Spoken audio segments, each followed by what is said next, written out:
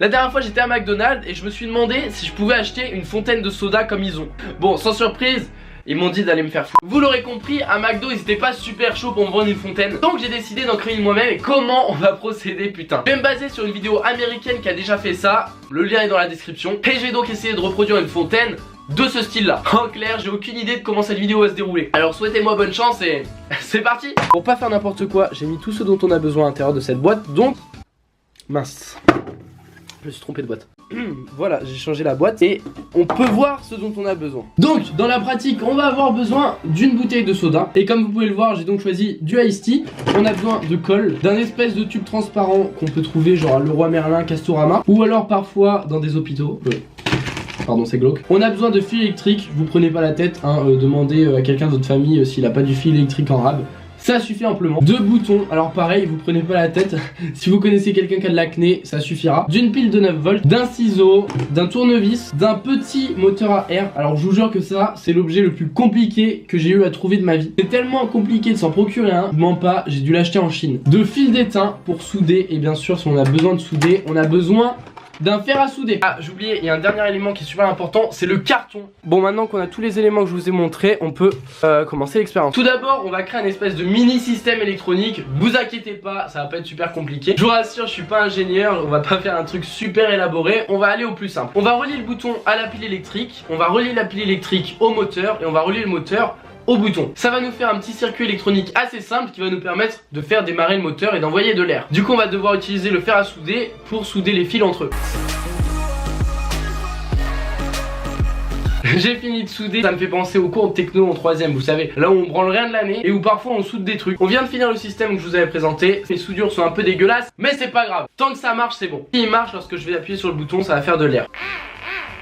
Parfait. Tout à l'heure je vous ai dit qu'on aurait besoin de tubes transparents comme ça. On va devoir en couper 2 bouts. On va faire ça à l'œil, il n'y a pas de dimension précise. Je pense que comme ça devrait aller. On va devoir faire un bout un peu plus petit. On se retrouve finalement avec 2 tubes transparents comme ça. On va maintenant prendre notre bouchon de bouteille de coca et y faire 2 trous pour passer les tuyaux.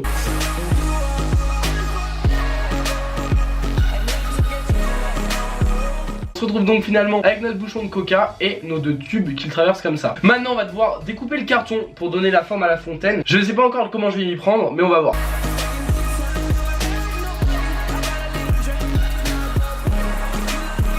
Alors pour faire la fontaine, je me suis pas totalement filmé parce que ça m'a pris pas mal de temps.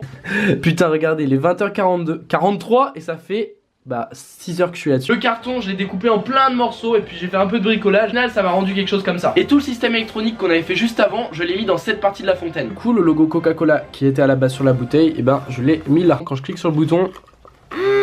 Bon, du coup j'ai fait aussi passer les 2 tuyaux et le bouchon derrière. Donc en gros il me reste à trouver un moyen de fermer la fontaine, à mettre la bouteille de coca à l'intérieur de la fontaine et à fignoler encore quelques trucs, genre mettre de la colle par-ci par-là. On est en train de faire une fontaine de Coca-Cola. Et franchement je vous le dis, cette fontaine elle va être super.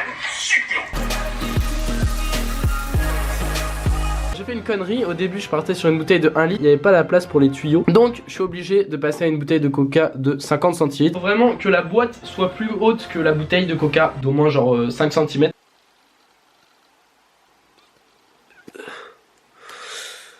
Fuck. Ok, alors je viens tout simplement de me coller les doigts entre eux. Regardez, j'ai presque plus de peau. On m'a toujours dit de faire attention quand on utilisait de la colle extra fort, de pas se coller les doigts, ça déglingue les doigts. Heureusement que j'ai réussi à les décoller, sinon j'aurais été un petit peu embêté. Bon, derrière j'ai fait une encoche ici, une encoche ici, pour pouvoir refermer le bail comme ça.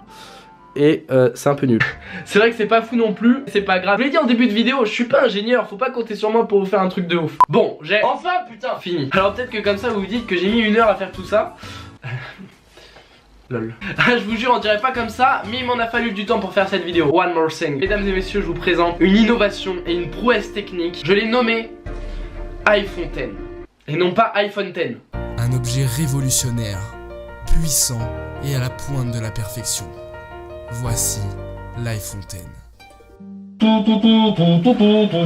Voilà mon chef-d'œuvre, vous savez pas à quel point je suis fier de ça. Voilà donc une fontaine à soda. On va tester ça maintenant, c'est parti. Pardon, je sais pas pourquoi je parle comme ça. On va la tester maintenant. J'ai avec moi un verre. Imaginez, je clique sur le bouton et ça ne marche pas. J'aurais l'air un peu con quand même. Je suis plus stressé qu'au bac.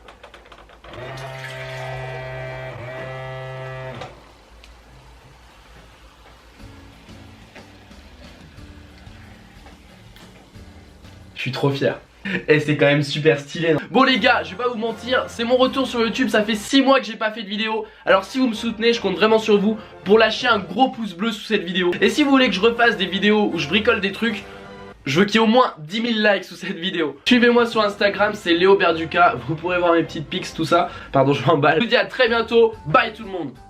Et tu sais quoi? Il paraît que si t'appuies sur le bouton au milieu de ton écran, tu peux t'abonner à ma chaîne. En plus, il y a une vieille légende qui dit que chaque personne qui s'abonne à ma chaîne gagne 1 million d'euros.